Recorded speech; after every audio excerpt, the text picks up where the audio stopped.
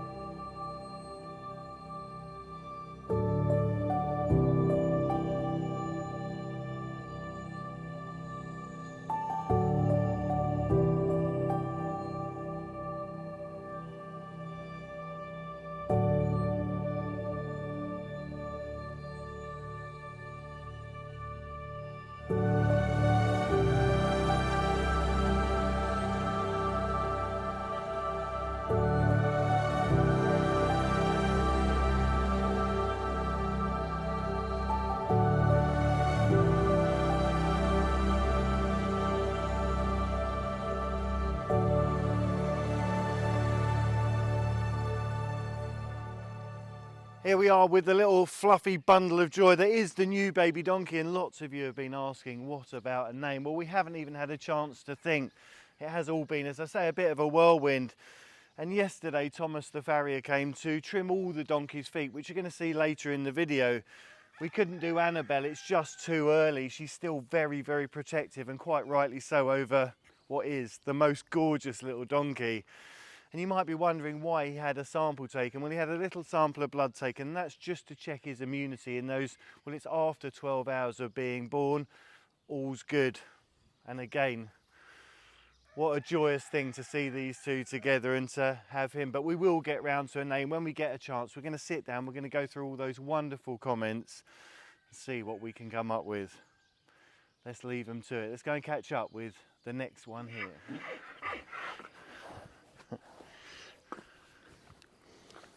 Oh, he's so bird.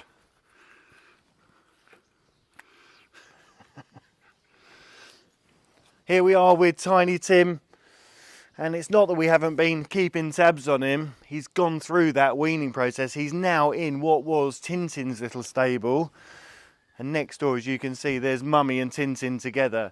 It's worked out really well, and that was always our intent, to have this set up. It just eases that whole process, and he's not bothered at all. He'd already been obviously eating the hard food. He'd been eating the hay and obviously grazing. It's been really such a nice process, but also the update on his feet that Gregory thinks in the future he won't need those corrective shoeings, and some of you have asked about that as well. It is just part of the process. We just have to take it each time he comes and see how it goes. Future's looking bright for him. Here we are, and you might have seen in the previous episode the wildflower area. We're completely shocked at how it's come along just overnight. It exploded with colour, and there's so much more to come from here. It's a real area where Rupert sits and watches the butterflies and the bees and all the other visitors. It's just amazing to see where it's at now, and obviously thinking ahead where it's going to be.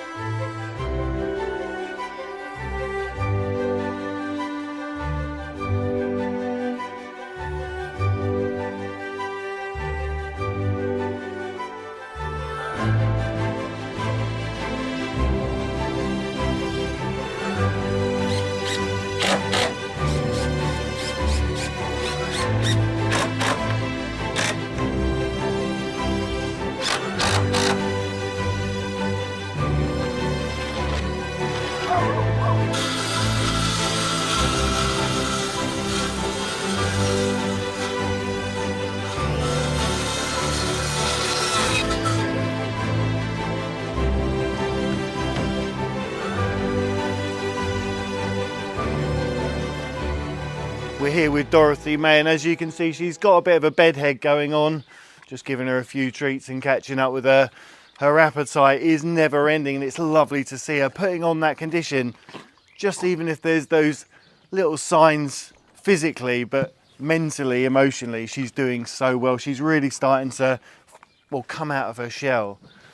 In the video, you'll see we did a little bit more reinforcing in her stable, and that's because when I designed this area, this stable, this enclosure, I never knew I was going to have the enormity that is Dorothy May. It's worked out really well. It's a good area, and as we've always said, it gives her a bird's eye view of the feed room. And let's face it, that's what life's all about.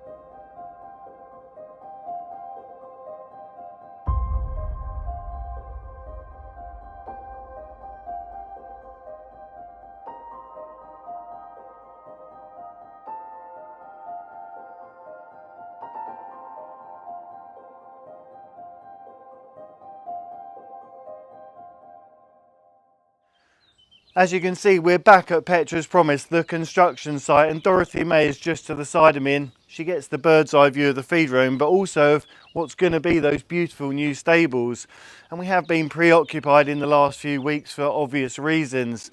We had the rain which flooded my little holes, and someone said about the drainage, and we've got a drainage passage down the back which works really well, but this whole area is going to be risen by, well, a good few inches of stone. It's going to form the covering of what will be the courtyard. So we've got no worries there. Now we've got a bit of a heat wave coming, so it's going to be straw hat on and all hands on deck. And in the meantime, we've moved the cage where the Vikings dogs went, and they're going to go down. So Nick's dogs are going to have a different perspective on the farm. It means we can reclaim that area for those two paddocks which are important. We're going to have an area for the boys to be turned out, and obviously with the arrival of Dorothy May, it's really handy to be able to have the girls separated as well. It's going to work fantastically. I've got to go now with Toby, and we're going on a very important mission. We're going on a road trip to pick up Gremlin. You might remember him from a previous episode, and he's going to be relocated in his foster home, which will be featured in the up and coming episodes. Don't go anywhere, stay magical, keep following, and thank you all so much for your love and support, and of course all your donations to our wonderful patrons and Team Thomas. See you next time.